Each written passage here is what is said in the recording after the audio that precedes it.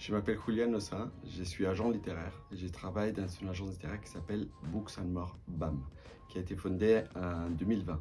La gestion des droits étrangers consiste notamment dans la proposition de livres, notamment français, dans mon cas, à des maisons d'édition étrangères. C'est-à-dire que mon travail, c'est de lire des livres que nos clients publient, que nous devons vendre à l'étranger.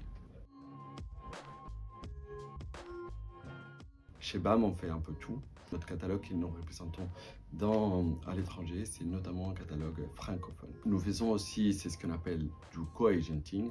Ça veut dire qu'on représente les droits français que des maisons d'édition étrangères ou des agences littéraires étrangères nous sont confiées et qu'on présente auprès des maisons d'édition françaises. De la même manière, on essaie de développer une liste d'auteurs français et pour lesquels on représenterait pas juste les droits de traduction, mais l'ensemble des droits.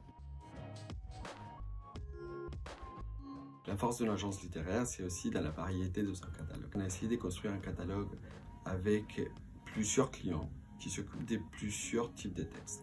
Alors on passe par exemple de textes littéraires comme par exemple chez Les Tripodes, ou chez La Peuplade, ou chez Mémoire d'un cri, ou chez Héliotrope, et à des textes des non-fictions un peu plus sérieux comme Talendier, maison d'édition créée au 19e siècle, à des textes un peu plus commerciaux, par exemple avec Hugo et compagnie. Avec les 19 clients que nous avons un panorama assez fort et assez varié de ce qui se veut dire l'édition indépendante francophone.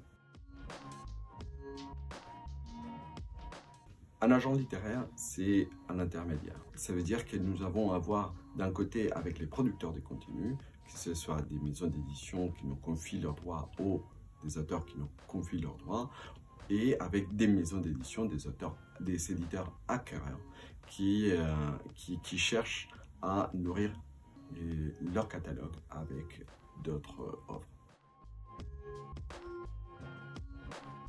Les défis de notre métier, ce sera de développer l'ensemble des droits des auteurs pour des agences qui veulent développer des listes d'auteurs indirects en reconnaissant l'exception du panorama français. La place des agents littéraires dans la chaîne du livre, c'est une place privilégiée à mon avis.